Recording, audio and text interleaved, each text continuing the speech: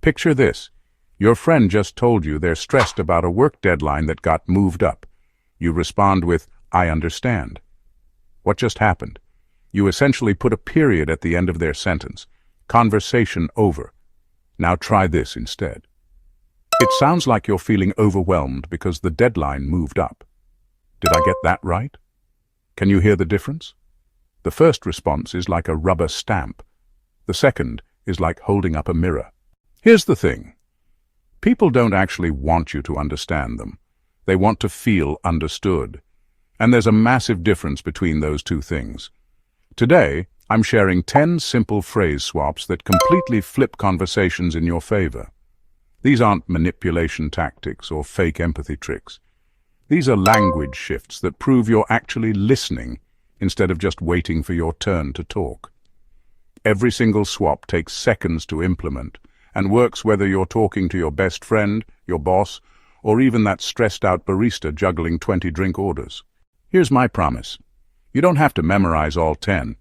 Pick one or two, try them today, and watch the entire tone of your conversations change. It's honestly magical when you see it happen in real time. Swap number 1. Stop claiming you understand instead of, "I understand." Try, "It sounds like," did I get that right? When you say, "I understand," you're claiming you've fully grasped their experience, which usually isn't true and often feels dismissive. But when you reflect back what you heard and ask for confirmation, you're showing them their own thoughts and feelings, then inviting them to expand. Real example. Your coworker says, "My manager just dumped 3 new tasks on me at 4 p.m. on a Friday." The old you, "Oh, I understand, that's so frustrating." The new you, "It sounds like you got hit with last-minute work that's going to mess up your weekend plans." Did I get that right? Here's what happens next. If you got it exactly right, they feel seen and validated. But if you got it slightly wrong, they'll correct you. "Actually, it's not about my weekend. What really bothered me was how she assumed I'd stay late without even asking." Now you know what the real issue is. That little question, "Did I get that right?" is pure gold because it invites honesty and deeper sharing. Swap number 2. Give them control back instead of, "Calm down." Try, "Take your time, I'm here," or, "This clearly matters to you. Do you want a minute, or should we talk it through now?" Telling someone to calm down is like throwing gasoline on a candle. When someone's already feeling out of control, you're essentially telling them their emotions are wrong. Your friend is ranting about their roommate leaving dishes everywhere again. Instead of, "Whoa, calm down," try, "Take your time, I'm listening. Do you want me to just listen, or do you want ideas?" Watch their shoulders physically drop. You just went from being another person trying to manage their emotions to being a safe harbor where they can process what they're feeling. Swap number 3. Get curious, not accusatory. Instead of, "Why did you do that?" Try, "What led you to that choice?" Or, "Walk me through what happened." The word "why" immediately puts people on trial. It sounds accusatory, even when you don't mean it to. What led you to sounds like genuine curiosity. Your friend bought something expensive that you think was a bad decision. "Why did you buy that?" Makes them defend their choice. "What led you to choose that one?" Invites them to share their thought process. You'll get much more honest information. Swap number 4. Hold 2 truths at once instead of "but." Try "and" or "at the same time." Here's the thing about "but." It erases everything that came before it. When you say, "I hear you, but," you just told that person you didn't actually hear them. "And" holds 2 truths simultaneously.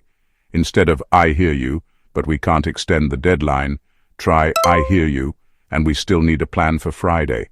What's the smallest version we can ship that would work?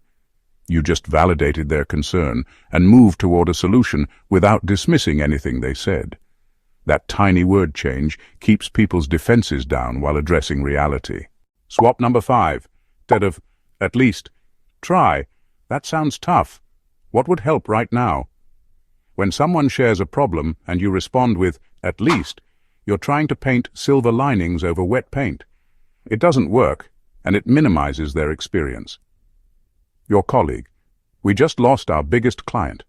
Don't say, "At least you have other clients." Try, that's really rough. What would help right now? Do you want to debrief what happened, or do you need a few minutes to process first? You acknowledged the difficulty without making it smaller, and you offered concrete support. Swap number 6. Respect their competence instead of, you should. Try, do you want ideas, or do you just need a sounding board right now? Most people don't actually want advice when they share a problem. They want to feel competent again. Unsolicited advice, even good advice, can feel like you're saying they're not smart enough to figure it out. Your cousin calls, I hate my job, I dread going in every morning. Old you should update your resume and start looking. New you, do you want ideas from me, or do you just need someone to listen right now? If they just need to vent, give them that space. If they ask for ideas, now you have explicit permission. Either way, you're respecting their autonomy. Swap number 7. Address patterns, not character. Instead of, you always or you never try.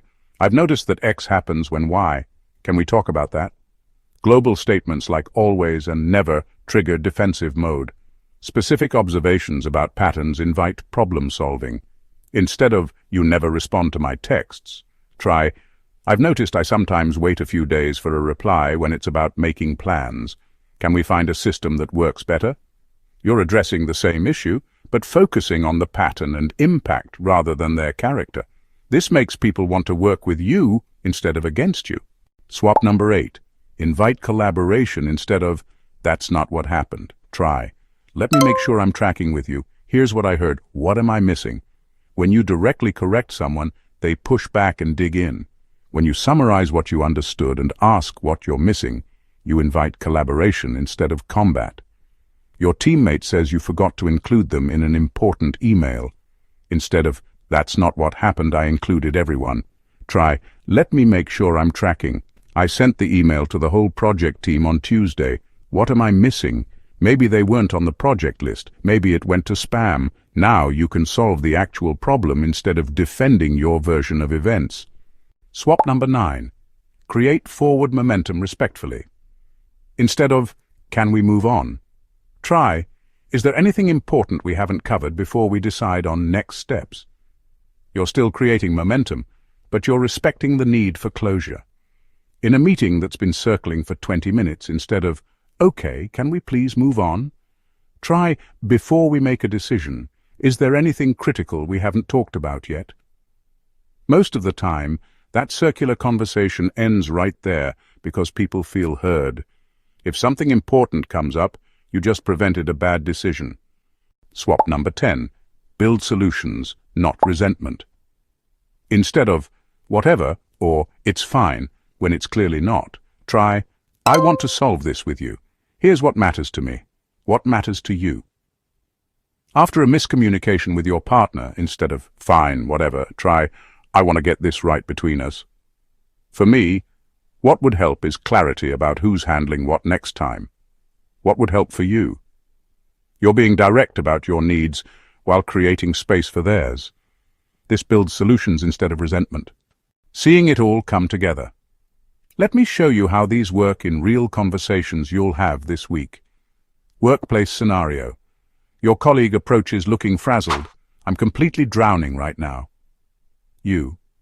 It sounds like you've got too many deadlines hitting at once. Did I get that right? They nod and explain. You. Do you want ideas from me, or do you just need to think out loud for a minute? They want ideas. You. I hear that you're swamped, and we still need to hit Friday's deadline. What's the absolute smallest version we could ship that would still work? 3 swaps, 1 conversation. You went from being another person they had to explain things to someone who helped restore their sense of control. Family dynamics. Your sibling calls to vent. Mom never listens to anything I say. Instead of taking sides, this clearly matters to you. Do you want to talk it through, or do you need a minute first? They want to talk. You reflect. It sounds like you feel unheard, especially when you're trying to share something important. Did I get that right? Then maybe, I've noticed tensions spike when plans change last minute. Is that part of what's happening? You didn't solve the family dynamic, but you helped them feel understood and identified a specific pattern to work on. The secret formula. If you forget everything else, remember this. Reflect, verify, then move. Reflect back what you heard, verify it with a short question, then move toward next steps only if they want you to. Most conversations go wrong because we skip the first 2 steps and jump straight to solutions. Your 7-day challenge day 1. Use, it sounds like, did I get that right? Day 2. Replace but with and in one conversation. Day 3. Ask, do you want ideas or a sounding board? Day 4. Swap why for what led you to. Day 5. Replace at least with what would help right now. Day 6. When there's disagreement, ask, what am I missing? Day 7. Instead of can we move on, ask anything important before we decide. The quick reference. I understand. It sounds like, did I get that right? Calm down. Take your time. I'm here. Why did you do that? What led you to that choice? But, and, or at the same time, at least, that sounds tough. What would help right now? You should. Do you want ideas or a sounding board? You always never. I've noticed this pattern. That's not what happened. Here's what I heard. What am I missing? Can we move on? Anything important before we decide? Whatever, it's fine. I want to solve this with you. Why this actually works. You don't have to become a different person. You just have to change 10 sentences. But here's what happens when you do. People start experiencing you differently. Instead of someone who fixes, they see someone who partners. Instead of feeling judged, they feel heard. Instead of getting defensive, they get collaborative. You get more truth, fewer arguments, faster decisions. That's real influence, not the loud, demanding kind. The kind that makes people feel better when you're in the room. The difference between someone who just talks and someone who actually communicates comes down to these tiny language choices. Most people are so focused on what they want to say next that they miss the most important part. Proving you actually heard what the other person said. Pick one phrase from this list and try it today. I guarantee you'll see the person across from you relax in real time. Their posture will change, their voice will soften, they'll share more than they planned to. That moment when you see their face change because they feel truly heard, that's your proof this stuff actually works. The best conversations aren't about being the smartest person in the room or having the perfect comeback. They're about creating a space where people feel safe to be honest, to share what's really going on, and to work together toward something better. These 10 swaps will get you there faster than you think.